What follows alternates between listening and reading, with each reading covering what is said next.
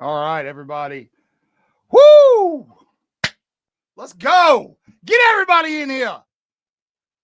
Party time. Oh, there's Jeffrey. Jeff, you give me a big thumbs up when you're ready, sir. You give me a giant. Oh, he's ready. Everybody's ready. Rolleth. Wrong layer. Here we go. Rolleth. Roll Tide, man. Roll Tide did not have 2,000 yards passing today, so let me just adjust that. What was it, 277 or 276? It was 276. Thank you. Boom. Roll Tide, that Keith. Was legit, fellas. Whew. Man. Roll Tide, Cat. Roll Tide, everyone. Roll Tide, everyone. D-Dub, let's go, baby. Let's go. Man, Roll what Tide. a flipping game that was. Woo! Georgia absolutely is a hell of a team. Man. We got some stuff to talk about. It wasn't all good. You know how we like to keep it. You got to have something to complain about. Ooh. But my gracious, Roll Tide. Roll Tide, Eric. Roll Tide, Tim. Everybody's in here. Daryl. Man, what a flipping game. Daryl J in the house. C-Dub. Daryl. Defense wins. Hey, you know what? They gave up over 200 yards on the ground, but they showed up late when it mattered. Man, no kidding. Not pretty by any means defensively, but man, they got the job done when it mattered. I was killing the defense on my text too. We couldn't stop the run. I was like, Georgia just running up the middle, whatever they want. Absolutely frustrated. Oh my goodness. Anybody else feel like their hearts I probably fired Womack 10, 12 times. Whoo. They probably are, Eric. They probably are. So they probably are. Man, I'm sweating. I was pacing. Oh, dude, my voice is shot. Let's go, Jared. Roll Tide. Yeah. Roll Tide, Keith. Roll Tide, Jared. Whoo! Come on in, everybody. Go ahead, retweet, share everywhere. If you're watching on YouTube, share it over on your social medias. Tell everybody to get in here. We're about to celebrate this one together. We'll see. But going on the road and beating Georgia is a big deal. Snapping a 33 computer now locking up, of course. Win streak. Who, me or you? No, mine is. Everything's froze up on my computer. I don't know if y'all can hear me or not. Yes, sir, Mr. Cannon. Larry, what's up, brother? Y'all coming in here so fast. How you doing, Larry? Yeah. Vomit on your sweater. Mom spaghetti, man. Roll Tide. Whoo! Man. I think Kirby Smart has an Alabama problem, bro. That was some of the best offensive play calling I've seen in a long time, really since Sark in 2020 when he had all his weapons, and even Lane in 2014 when the Blake Sims year. But Grubb had some that last play to jam, that little misdirection. What a beautiful play what a beautiful design that was. Yeah. Agreed, Cat. Ty's got balls of steel, man. That guy's. Yeah. I felt like Grubb kind of got away from what was working a little bit there in the third quarter, early in the fourth, but then he kind of went back to it. Something I saw, and I don't want to get anybody's hopes up, but there towards the end of the game, Alabama started to run the ball a little bit. I don't know if you guys noticed that. That made me very, very happy. Let's bring up the stats. Should we bring up the team stats? Let's bring them up. Give me a second. I'll get them up here, buddy.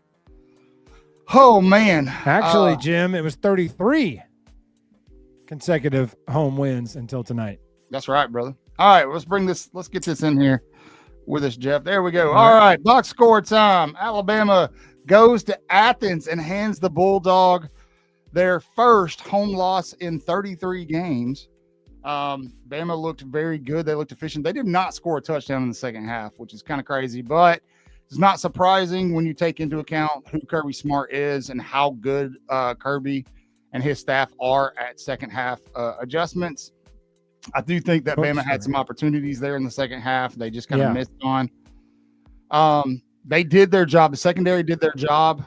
They held Gunnar Stockton to 130 yards. Obviously, Georgia wanted to run the ball, and they did.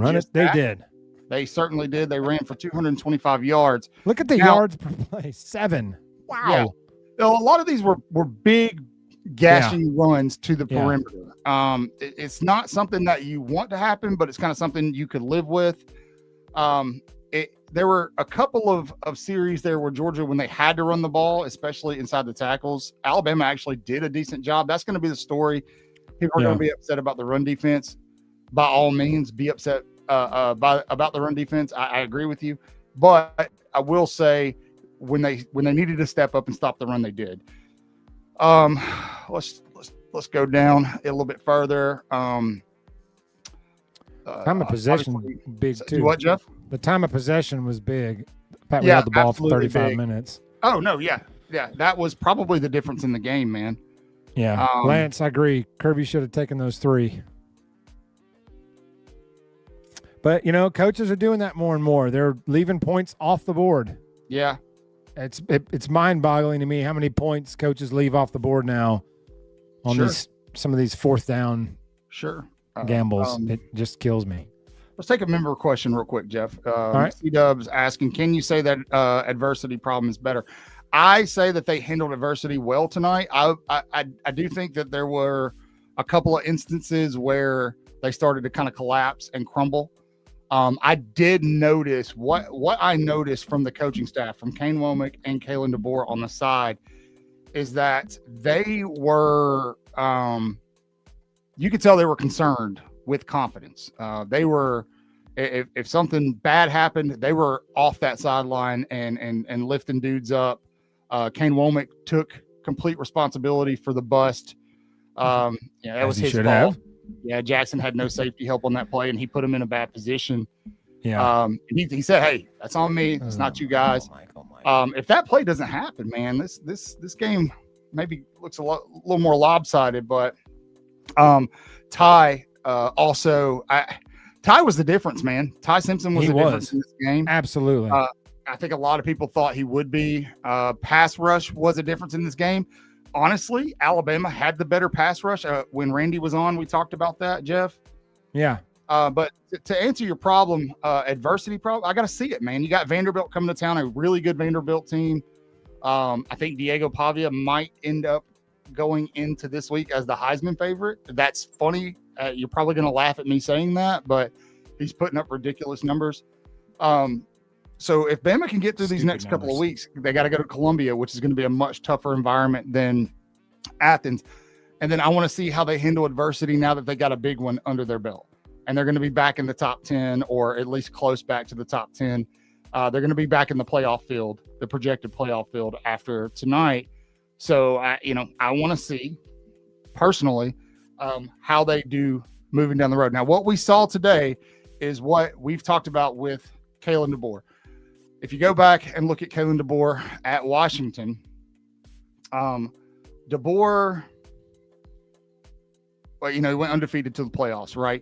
But he wasn't blowing folks out. His teams were gritty, winning close games. That team was gritty, finding ways to win. That's exactly what Alabama did today. Now, they found themselves in a couple of situations where if something goes Georgia's way, they could easily have lost this football game. Alabama didn't score a touchdown at all in the second half. If Georgia connects with that wide open wide receiver, Georgia probably wins this game. So there's things to learn. Although we dropped an easy one too, so that evened out. Ryan dropped that easy one. They dropped one, so you can almost offset those. You're right. Man, Ryan's got to catch a damn ball, man. God, man, trying to catch with his forearms. Like he's in his head, man. He's in his head. He's in his head. And you can't say it's he's worried about contacting him. But that one catch he had, he just lit up. He's just in his head. It's a mental thing. It's like a technique thing. It's like he's not catching the ball with his hands and with his body. He's catching with his forearms. And then your forearms are hard, man. The ball just bounces off of there. Especially yours. Do that again, Jim. Man, as soon as he let that fly, that pass that Ryan dropped, when he let that go, I did the Larry Bird, man. I was on my back porch. I turned and I walked off to the porch with my finger in the air like Larry Bird did on that 3-point contest back in '88. And I didn't have to look because I knew that was a touchdown. And then my buddy was over watching, started screaming, and I turned around and the ball's like dribbling around on the ground. Oh my gosh. You want me to tell you what really shined for me in this game offensively? We'll talk more about the defense in a second, but Ty Simpson was put in a really good position in this game because he was reliant on 1, 2, 3, 4, 5, 6, 7, 8 different targets in receiving. It's like every play he was throwing the ball to somebody else. Isaiah Horton had a solid performance. Ryan Williams, even with his drop, had a solid performance. I mean, it wasn't going to, blow anybody away, but he was averaging almost 9 yards a catch. Isaiah Horton was averaging 13. Yeah. Latsier Brooks had 2 for 40, averaging 20 yards. The running backs were doing well catching out of the backfield. Obviously, Jeff, the play you were just talking about, that brilliant third down conversion to ice it away with Jam Miller. The tight ends came in clutch in Cuevas, and then obviously the Caleb Williams catch or Caleb Edwards catch. That was that was beautiful. So offensively, I don't know where Jeff went, but that's okay. Offensively, there's a lot to be happy about. There's a lot they can improve on, I think, at all levels, including at the coordinator level. Like I said, I think that third quarter got a little dicey. I think Grubb got away a little bit from what was working. Maybe there was some panic because Georgia was closing the gap. I don't know. But I will also say that and I hate to be this guy, but Georgia was getting away with a lot of PI, a lot of PI. And I think that Bama could have potentially done a little more damage. But Grubb ultimately called a fantastic game. Absolutely right, Stacy. So now, like I said, Bama did not run the ball well. They ran for 116 yards. They finally broke 100 yards. But Georgia was selling out completely to stop the run. And Bama leaned on them. I feel like they mixed it in well. They didn't get away from it. I know a lot of people I saw on social media were starting to get frustrated with the fact that Bama just kept trying to hit the middle.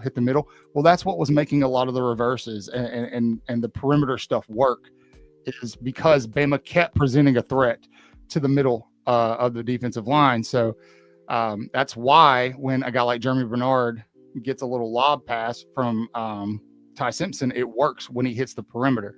That's why the wheel route from Jam Miller to pick up that third down to ice the game worked. And then it started to do exactly what Kirk Herbstreit was talking about Georgia doing. It started to do that, and Bama started to pick up some yards on the ground in the fourth quarter. So it's all right, Ruben. It's all right, man. It's all right, dude. I think a lot of people, if they're being honest, probably felt like going into this that Alabama was going to lose this game because it's a very losable game, and it was hard to have faith in Alabama going on the road to a place like that and winning. Crazy. Zach, that's a good point. Alabama now does have the longest win streak, home win streak, that is. So, Eric, I was saying that there was, towards the end of the game, there was a short yardage play, and Herbstreit said something about how Alabama doesn't have a big bruising back. And immediately I was like, we have Daniel Hill. So I'm a little curious as to why we're not using him in those short yardage situations. If anybody's got an answer to that, pop it in the chat. So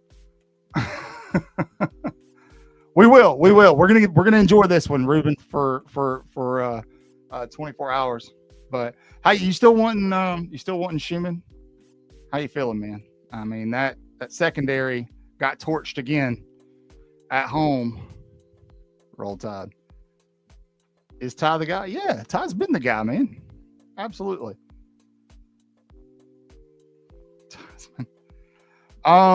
Zach, I don't know that Ty Simpson's going to get the love because he's not throwing for 400 and something yards a game, you know?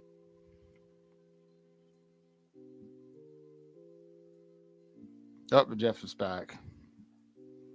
He did. And that's, look, I made a tweet and it just said, Georgia's the second half team. Georgia's the second half team. Georgia's the second half team. And that was my whole point, is like, don't forget that, look, we're still talking about Kirby Smart in Georgia, who is easily the best at making second half adjustments in the country. I'm not going to take that away from the 100% crew. 100%. Jeff? Yeah. Can you hear me? Yeah, there we go. Sorry. Okay. Yeah, I agree with you. Kirby's the best at second half adjustments, really for a number of years now. So you got to get a lead of some kind. I thought we really blew it by not scoring out of second half by getting the ball back. I thought that was going to come back and haunt us pretty bad by us not getting any points there. Yeah. But credit to the D, they let Georgia run up and down the field all night and only gave up one score in the second half. Yeah, so absolutely. They did something right. Yeah, I'm not a big fan Lance. of the bend don't break defense like philosophy. Me either. But it's it not worked. My favorite. It absolutely worked. Now, Lance, yes, kicking. Very. I think there was. This is just my assumption. This is a straight up assumption. Okay, I think that there was something that went on that field goal try that maybe we didn't see. Maybe I don't know if the hold was bad or what, but I'm trying to explain that to myself because, golly, man, I don't know if I've ever seen. Stop trying. I would say agree with that, except you can name 5 kickers in the last 15 years that have had kicks that look like that.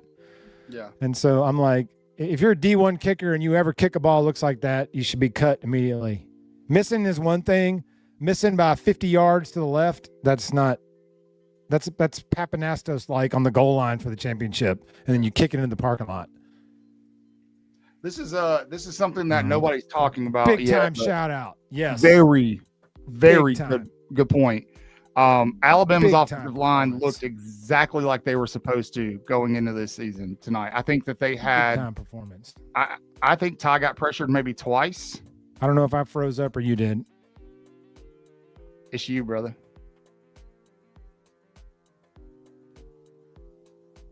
Can you guys hear Jeff? Tell us. I'm not sure what's happening here. Oh, thank you it's for probably the my five, piece brother. of crap computer, if I were to guess. We got to give big applause. Superfly. Thank you, sir. That is what we needed. Eyes on Vandy, starting now. No. We're enjoying this one for 24 hours. Yes, I agree. 24 hours, brother. Mm. Sorry. Whoo! I am still. Looks like me kicking too, man. Looks like me kicking too. Yeah, I can't talk enough about this offensive line today. I want to see it translate. I think we started to see the running game kind of pick up towards the end. Again, Alabama finally broke 100 yards on the ground collectively. And so we not a 100-yard rusher in a game, but still we've been rushing for like 80, between 50 and 80.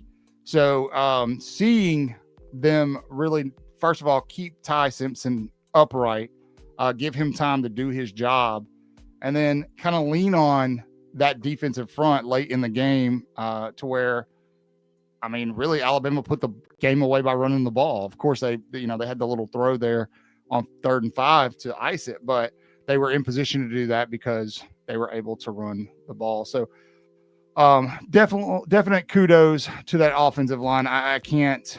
Yeah, T-Dub, exactly. We were talking about that just a little while ago. Exactly. So, you there, Jeff? Yeah, can you hear me? I don't know what's going on my computer. It's doing that thing where all the windows spin. Yeah, you're a little choppy, but can you remove the video file that's sitting in the background? Maybe that's active. Yeah, working on it. Maybe that's. Oh, I see what you're saying. Yeah, I got you, buddy. Yeah. Oh, my thing fell. Sorry. Oh, well. It's okay. And our friend Parker wants to hop in here and give his thoughts from Couchcasters. I told him I'd shoot him an email with the link. Tell him come on. The more the merrier, man. Everybody's hyped. Computer don't work. Parker. Let's talk about it, baby. We are celebrating. Okay, can my control paste not work either? Is this computer not strong enough to control paste while doing a video file? It's not. It's not. It is definitely not. That's why the whole thing is buffering. All right. I told you, Ruben, what I've been saying about Pierre. What I've been saying. I did a whole video on that dude, man. Whole video. By the way, He did. I was on vacation the past couple of days, so that's why we haven't been posting a lot of long form videos, but that'll change starting tomorrow. So I actually would prefer if we weren't top 10, keep us ranked low. You know, when we get up in the top 10, we start strutting around like we somebody, and then, you know, we get punched in the face. So Yeah. I would prefer us stay ranked, you know, around 12, 14, whatever. Roll Tide, man. RTR, Fat Jones. Roll Hey, Fat Tide. Jones in the house. So He hate me, Rod Smartback. so looking ahead a little bit, obviously Vanderbilt comes to town next week. Then you've got Bama going to Missouri, and then obviously third Saturday in October at home. All three of those They did games. week 1. Huh? Yeah. I was answering T-Dub on the chat. Oh, all three of those games are winnable, but they're also losable. In fact, every game on Alabama's schedule the rest of the way is winnable, losable. So we'll revel in this one until tomorrow afternoon and rub it in Randy's face. Love you, Randy. But yeah. Hey, Randy Georgia- called it, though. He said if you give Ty time, he's going to pick you apart. Yeah. Well, he's sorry. Ooh, Richie, watch the yeah, language, family show. Yeah. AK's not going to play much, man, in games like this. It's just not going to happen. He needs to play some. He's a little bit of a home run threat there. Maybe, but All right. we've also seen him in mop-up Parker, give me games. thumbs up when you're good to go, and we'll jump you in here. Although I'll probably have to restart my computer again because it's all choppy point. and buffery. Parker, That's can you good- hear me? Thumbs Good up. point, Lance. Thumbs up. You have to give thumbs up. All right. All He right. did. Here we go. Mr. Parker. What's up, Parker? Roll Tide. Roll Tide. Roll Tide Maverick in the house. I don't refer to Parker in this kind of situation now. I mean, This come is a on, nice guys. For Jam- one series, Jam yes. did. Yes. I mean, here's He my averaged a thing. yard a carry the rest of the time, but he did good the last drive. You know what? And Jeff, I saw your statements on Jam earlier, and I was with Cameron on this. I mean, I know he was only averaging like 2.6 yards a carry. Well, in that last drive, that 2.6 yards a carry mattered a damn bit of Yes. difference. Because last because drive, what? he was clutch. I mean, He we're was looking at this at like this. We had them on their boo-honeys the whole game. We had this game. We could have won this game by 14 points. We missed a lot. I mean, Ty, he played fantastic, but there was a couple spots that he missed, and then Ryan dropping a easy touchdown. I'm like, dude, what is going on? You've got the freaking yips, man. Come on. I think it offsets a little bit. I'm going to try to be real here. Georgia missed one, actually two. They did. Yeah. But I mean, Yeah. that little, what would you call it? Like a tunnel screen or whatever to Ryan Williams, one good block and that thing goes the distance too. So there were a Man, couple of they had that on lined both up. sides. Yeah. There were a couple Yeah. of misses They on had both that lined sides. up. But, Mhm. for some good play. yeah. And then Georgia just crapped the bed there at the end, all the way. Like Kirby Smart was going hurry up for some reason. He was rushing. I think he kind of panicked. And then Robinson, man, jumping on that pile the way he did. Idiot. What an idiot. Which Who kudos does that? to Kirby Smart for sitting him, man. I mean, kudos. Well, he was talking to him like a play before that. Literally the play before that, and says, hey, you need to be aware. Figure out what you need to do. I mean, at least that's what I was taking from. Yeah, Proctor is wide receiver 1 for sure. My wife even said this when he got the ball, because there was a chance earlier and we messed it up, and he was lined out at wide receiver. And I go, what's 74 doing there? What's 74 out there at wide receiver? She's looking at me right now. My beautiful wife. She's looking at me in anger, of course. It's giving me the double birds, just like Tommy Castellanos got yet last night. But you know what? It's okay. Dude, I'll say this, Cotton. It was a I was telling Jeff this earlier. Going into this week or weekend, I was feeling pretty confident. And then I saw what happened last night. And then I've watched all the games today, and I'm like, yeah, I think a lot of people felt that way, man. I lost it. I was like, I know we've been playing on fire, but is Wisconsin what we thought they were going to be? No, I don't think they are. I mean, it's our best win. ULM? I mean, are we hanging our hats on a Sun Belt Conference team? But today happened. It did. It absolutely happened. And I think most people are going to be pretty excited, and then the other half are going to be like, okay, there's already in the comment section, everybody's worried about, like, we got Vanderbilt coming to town, Diego Pavia. You got to follow that up with a very strong performance. So in your mind, Mav, where would you like to see Alabama in the AP poll tomorrow when it drops?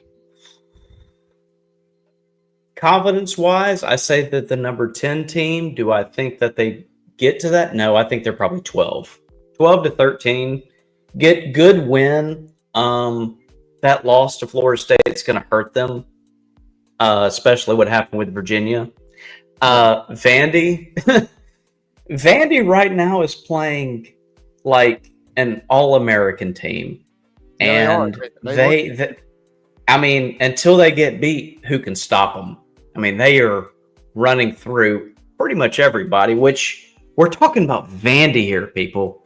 Vanderbilt. Never would have thought it in my days. But we're in a new era, so. Yeah. A couple things here in the chat. Yes, this is going to be the common verbiage you're going to hear all week about Kane Womack. But I will tell you this.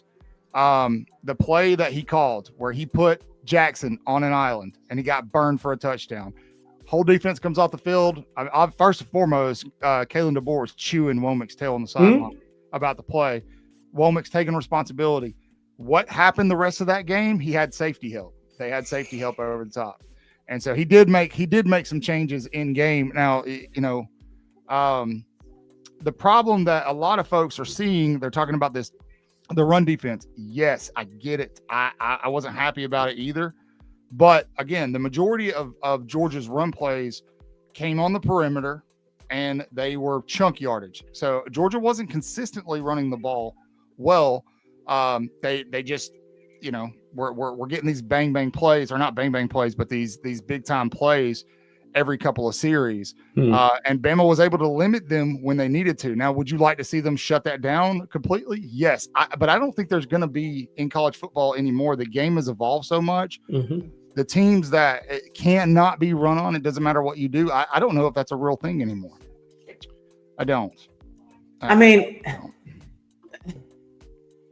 There's a way to at least cut it in half. I mean, they ran, as Saban would have said, they ran through our ass like shit through a tin horn, and they did. I mean, I think it was like 250, 260 yards rushing, almost 300 yards rushing. That, if you cut that in half, Georgia's not even in the game. If you don't give up a fluke TD where Damani is on an island and he's got no help. I mean, we talked about it in our little Couchcasters podcast group where maybe he should have given a little bit of a cushion. But to the point, Debo was wearing Womack's butt out on the sideline for that. Yeah, which he needed to do. Do I think Kane Womack is our defensive coordinator next year? I don't know. I'll go ahead. I don't think so. I'll go and tell you, if Auburn or Vanderbilt or Missouri or South Carolina or Oklahoma does what FSU did to Alabama, no, he's gone. Yeah, 100%. I agree with that.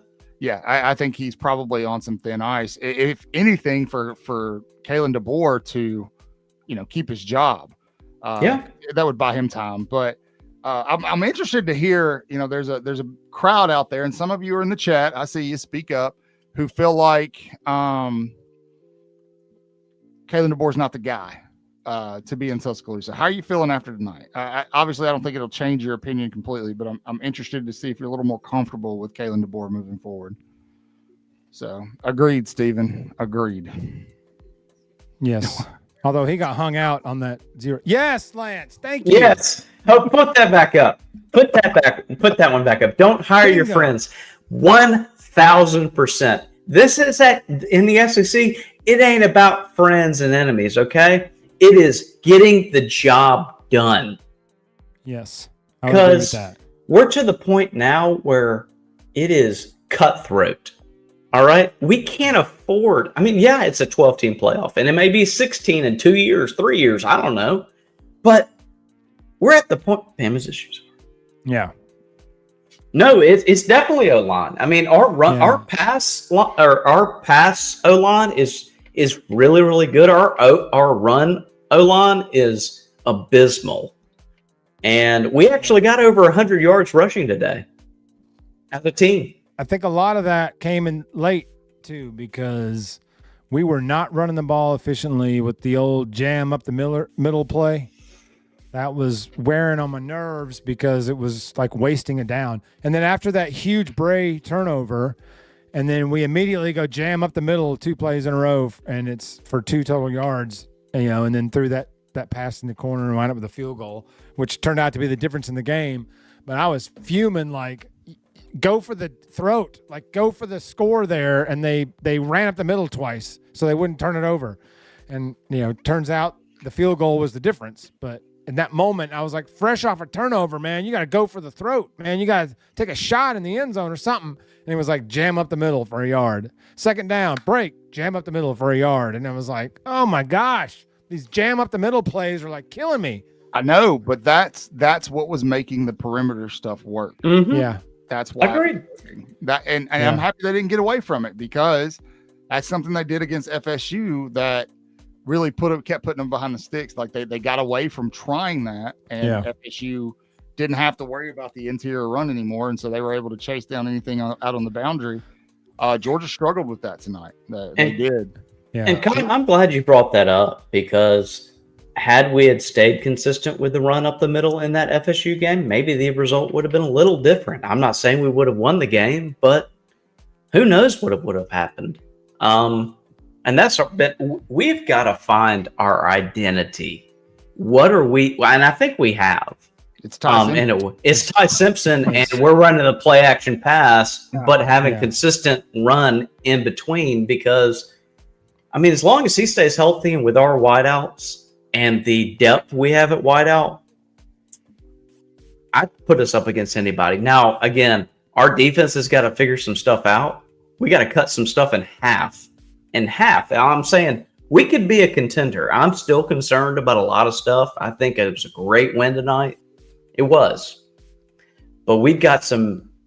I mean, we played Pavi next week, who they have just been running up and down on teams. I mean, he passed for like 300-something yards today and ran for another 100 and had 5 TDs. Yeah, that's what he should have done against Utah State. I don't know if when we played Utah State 2 years ago that Jalen Milroe did that kind of stuff. Well, Pavi is way better than Jalen. There you go. But we're looking at this. Pavi and Milroe, when you look at it like where they played at, Pavi started at a smaller school, then went to New Mexico State, then went to Vanderbilt. Okay. Under the radar kind of guy.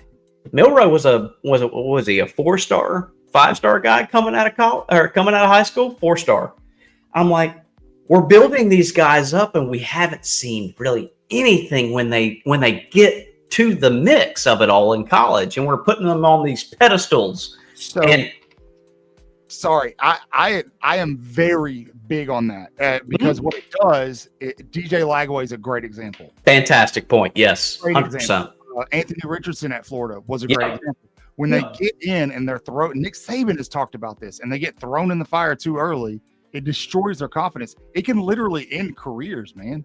Yeah, like it really can. And that's why a guy like Ty, everybody was so confident that he was going to be able to come in and run this offense because he sat down and did his time and he learned, right? So I feel like, Yeah, I don't know. Pavia does have an 8th-year request in there, I think, somewhere. He said it was. He said it wasn't true. Yes, he's not coming back. He's not coming back next year. If he did, I think many of us Alabama and Auburn fans may have a stroke. I'm sorry, but it may be true. Yeah, you're right, Lance. That's the only thing Arch can flex on. Like I said last week, had he not played it down this year, he was the number 1 pick. The fact that he's playing football is only hurting his draft stock. Yeah. I think he's hurt. I really do think Arch is hurt. I agree with you. And a lot of people want to say, no, he is fine. I was like, his throwing motion, he is literally in agony when he's throwing in his throwing motion. I'm like, I know they were on a bye week this week, so we didn't get to really see it. So he's got a week to rest. But I have not seen any improvement in 3 weeks. It's been rough. It has been. Now, to make the day even better, I'm sure we've all been sitting on couches watching football all day. LSU loses. LSU takes an L, their first one. Not only that, Auburn loses. Tennessee almost lost. They pulled it out in the end there. Mississippi State, come on, man. Fighting Jeff Lebby's couldn't get it done. They were so close, man. I was all ready to send out that 15-0 tweet, and Mississippi State blew it. I know. Jeff. I was all ready to send it. I had the phone in hand. I was about to hit send. It's been a good day, man. It's been a solid day. Yes. I think everybody's heartbeats are starting to return to normal. And let me hark back to the tweet I made earlier. Like, how good would Auburn be this year if Alabama had beaten Oklahoma last year? I mean, well, they'd be starting Deuce Knight. Yeah, they may have an actual offense had Alabama beaten Oklahoma last year. I'm sorry, Auburn, that we did that to you by allowing you to think that Jackson Arnold was the answer because he ran for 100 yards against Alabama and won. I know I say it every time we talk about this, but I got to give myself props. The night Alabama lost to Oklahoma, I literally tweeted out Jackson Arnold would be the next. I remember that. Dead right. Enough, man. Tell him, Steven. Say it loud and proud, brother. Oh, man. All right, chat. Let's hear it. We're going to do a way too early score prediction for Vanderbilt. I know we're celebrating Georgia, but we have the luxury. Hey, we're on to Vandy, baby. So tell me in the chat, what's your score prediction? Let's see it. That game's at home. We're going to run them out. I'm already in process. There we go. What we got? Very good point. You're absolutely right. They did. Jumping ahead, that 14-0 lead was probably pretty important because it did take the crowd out of it. But would they have one false start the entire game? Maybe 2? Yes. One false start when Proctor was out at wide receiver the first time. Yeah. And I think Cuevas or 20 Jam moved early or something. Yes. Yeah, that offensive line played the best. So good. That was the best game they played in DeBoer's 17 games he's been here. Yeah. That's the best they played. The fact that's the same 5 people against Florida State that got blown off the field tells you that what confidence getting a couple games in where you play well will do for you. And then B, they heard all week that Georgia was going to beat them.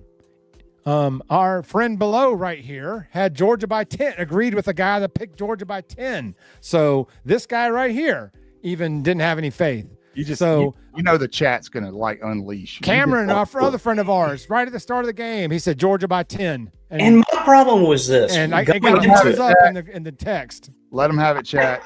I deserve to eat that because during the game I said, I wanted to hold out a little bit of confidence and say, I didn't put this in text. Team looked disciplined. You're right. Yeah. I said Bama by 3 because at least gives you a little leeway if Georgia were to win by 7, everybody looks like, oh, okay, well you said 3. Well, what did they win by? They won by 3. And honestly, we left 10 points on the board, though. We left at what point in the game did you go from us losing by 10 to us winning by 3? I'd say about midway fourth quarter when we started actually stopping them on defense and literally controlling the run, and to where we didn't let the quarterback start that the pass wasn't open and we didn't let them break open for 10, 15 yards, because that was literally what FSU did it to us, except they were doing it 15, 20, 25 yards. Man. Well, Georgia had a few runs where they just go up the middle for like 44 yards. Yes, it blew my mind. I was like, it's not like they ran the corner and turned the corner. They just went straight up the middle. And the targeting call on Smith was chicken bleep. And the fact that they didn't call targeting on number 1 for launching his head into the pile there, like, just be consistent. If you're going to call one, call them both. Just be consistent. Neither was targeting, in my opinion. But if you're going to call one, you got to call them both.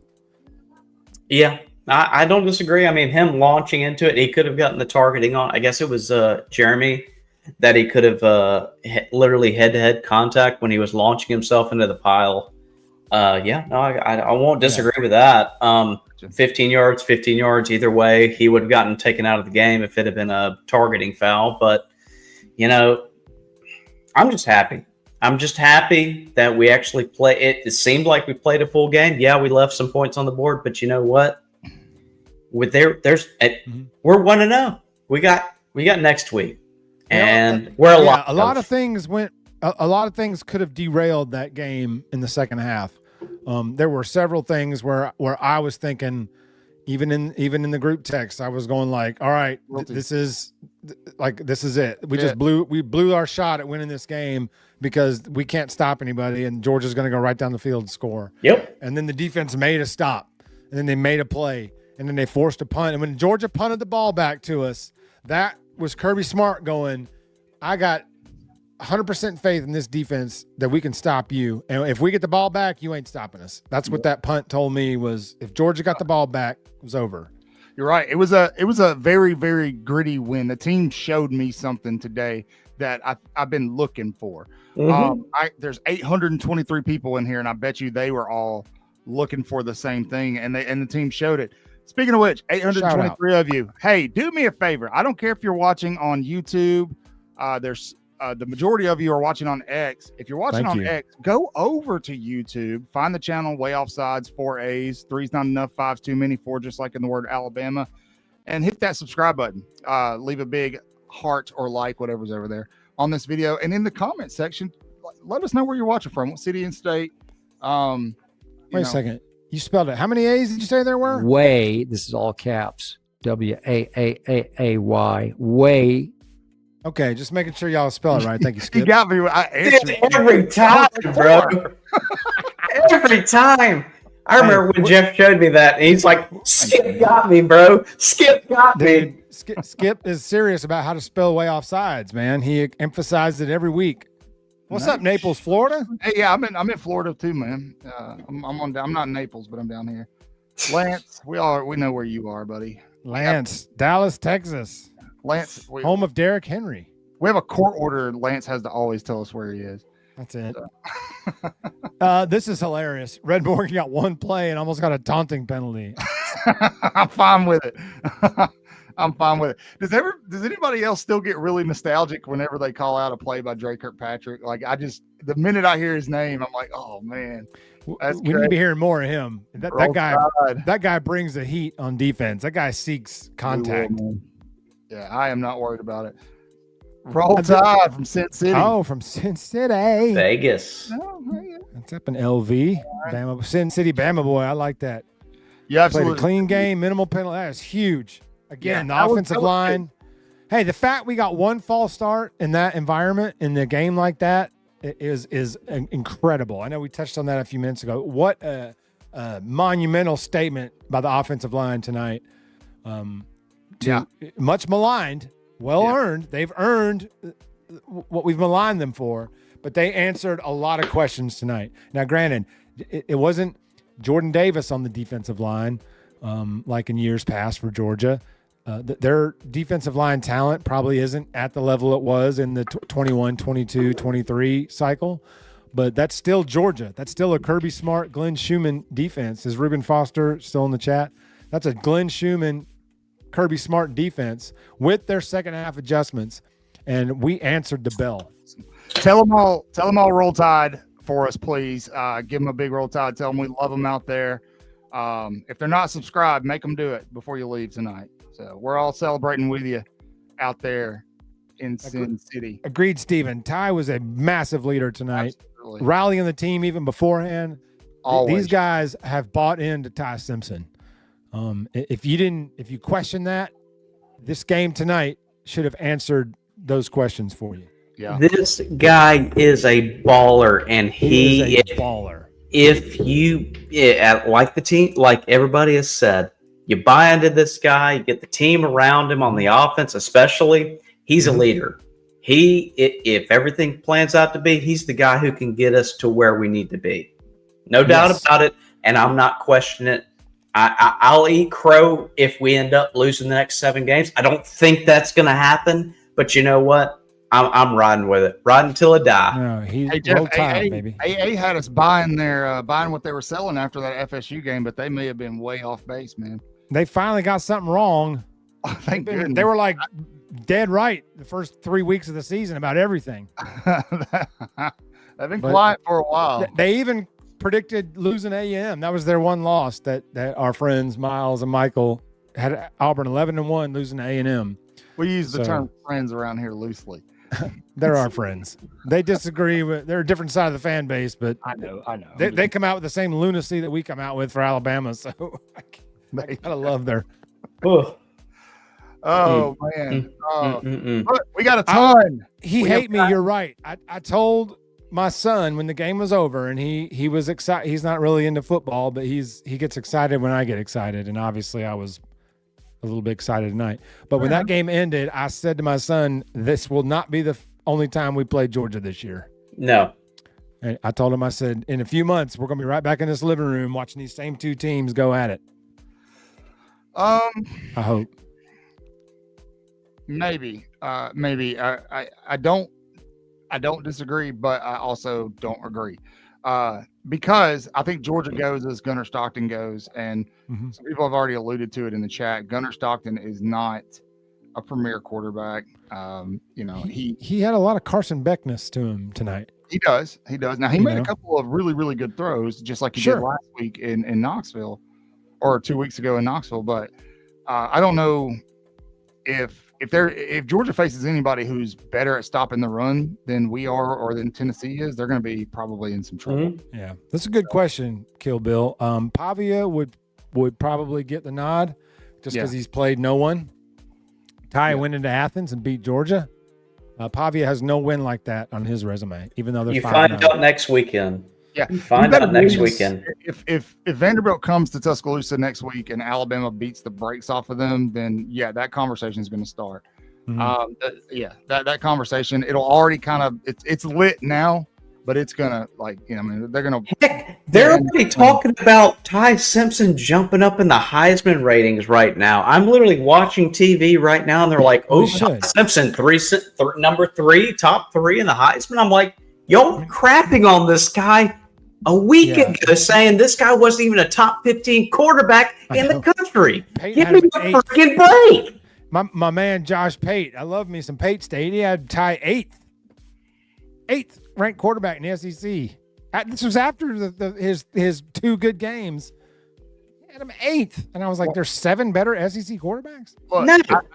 I think Pate was trying to save some face because he was very, very high on Alabama going into the season, and then they crapped the bed in Tallahassee, and he caught a lot of hate for it. But he was right, and I told you, I've been saying, like, all those people that had access to the program leading up to the FSU game and camp walked away saying the exact same thing. There's no way they're all wrong. What they saw was what they saw.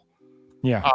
I think it was just a perfect storm of circumstances in Tallahassee. This team can beat anybody in the country. As far as I see right now, there's no one team, and I'm including Ohio State in this. There's not one team that I don't think Alabama could beat if they're playing as well as they did tonight. Like, I would like to see them play a full 4 quarters, but this is a championship caliber team when they do what they did this evening. I'll say this: Notre Dame's offense today, I know it was against a lifeless Arkansas team. I like what you did there. Yeah. Jeremiah Love, their running back who rushed for 2 touchdowns and then caught 2 touchdown catches. That dude's a baller. He's the best And- running back in college football. Yeah, It is he's a stud. insane. He's And a then, of stud. course, they did the college game day stuff, and then the guy from the tight end from Oregon, from Idaho, whoever, Sadiq. That guy's a baller too. And I'm like, Oregon won tonight, guys. Hey, They're now going to be. shout out to 81 for Alabama, that freshman tight end. Great catch and run on that critical third down in the game Talking tonight. about Caleb Edwards. Caleb Oh, Edwards, a yes. freshman. Yes. I thought Oregon lost for some reason. I'll be darned. Agreed, Smitty. Tobias, that's does worry me next week about Vandy, because last year coming off Georgia, we got boat raced, but that was in Nashville, and DeBoer on the road up until tonight has been pretty iffy. But I think at home, I think we're going to beat the brakes off them at home. I think you're going to get a pissed off Alabama team about that game last year, and they're going to hear all week how good Pavi is. Well deserved. The numbers don't lie. They've scored 100 and something points in the last 2 weeks. That's like an SEC record for a 2-game stretch, 126 or something like that. So I don't think we're going to get caught overlooking Vanderbilt this week. I think this team is going to be hyper-focused because they know what they've taken for losing that game last year. Will says he loves the parity in college football this year. And I got to agree. I don't really know who's Great the point. odds-on favorite right now to win the Natty. There isn't one. There's anybody can be. It's like the NFL. Any Saturday, anybody can win a game. That's like watching NFL. There are a lot of better teams, but you could turn on any NFL game and the 0-something so-and-so will beat a first place team. That's just Well, it's like just this. the way it is. Like you said, the NFL. When the Patriots had, what was it, in 07, and then, what was it, Eli Manning, were they 9-8? The Giants were 9-8 when they made the playoff, and then they ended up going on a run and beating that dominant Patriots team. I was like, 9-8? That's barely above 500.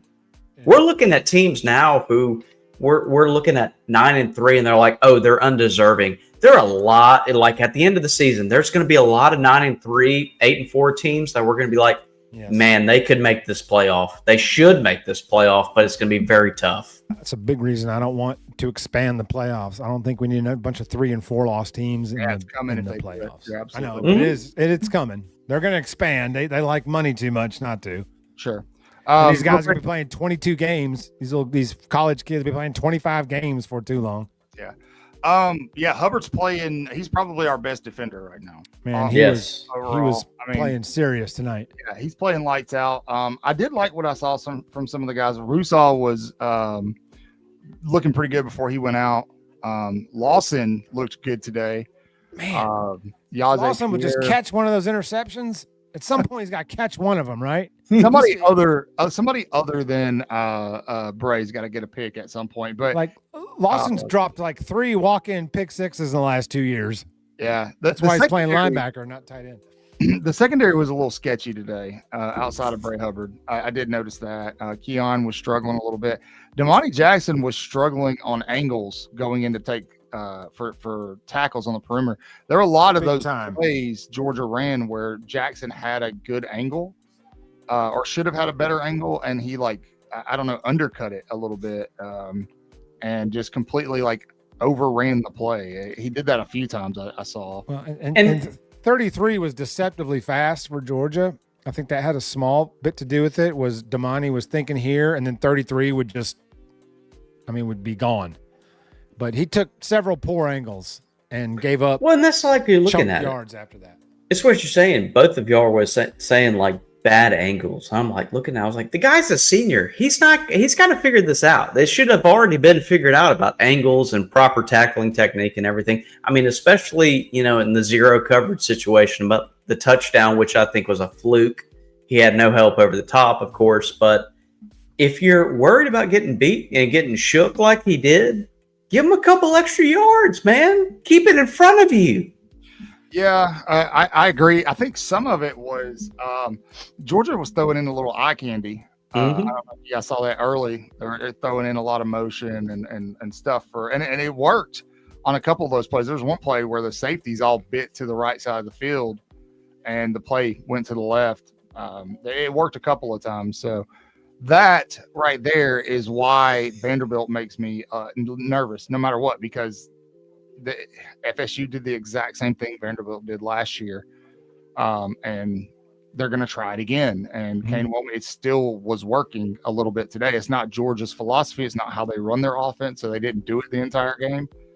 But there's going to be other teams Alabama plays who's going to do that. Auburn is one of them. At the end of the season in Jordan Hare, that's going to be a crazy game.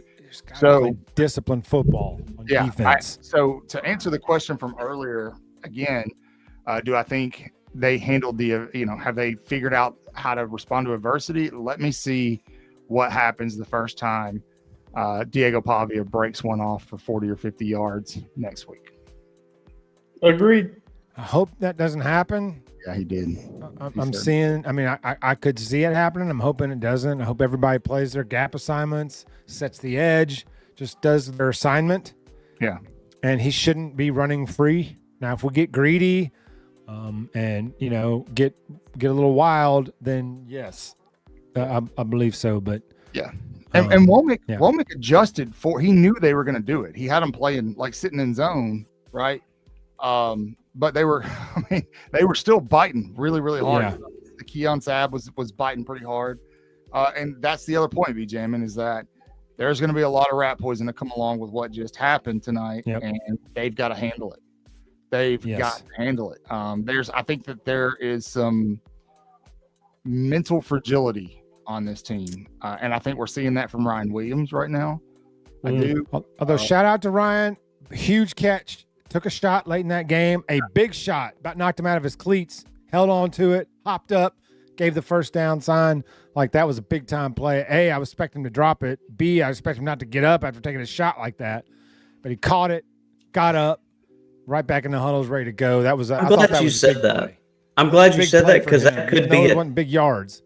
I think it's going to be a turning point for him.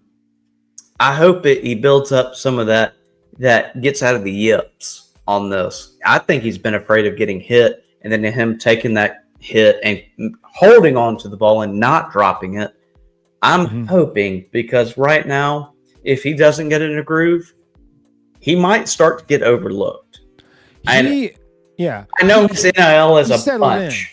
He settled in that as that game went on. He made some catches, even got a little physical after the catch, got a first down on that one play.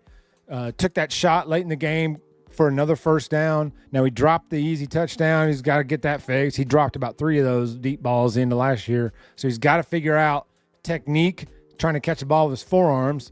Bad technique.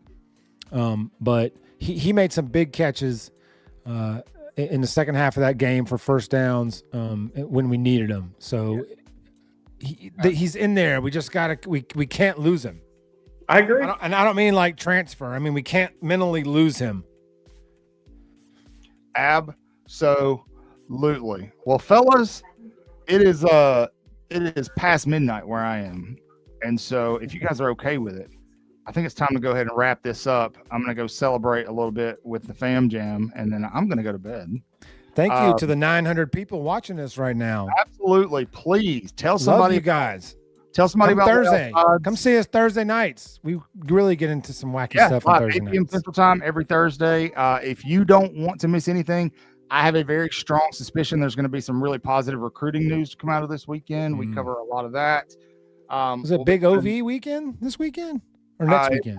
So Georgia did it a little different. They actually had Georgia had a big recruiting weekend on deck this weekend, but there were actually some Bama guys that were there too. I think Bama's got some flips coming their way here soon. So you're not going to want to miss that as well. We'll do a more in-depth breakdown of what happened last night. We'll start looking towards Vanderbilt, answering all. I hope not, Tobias. Give it to me, bailing him out of jails.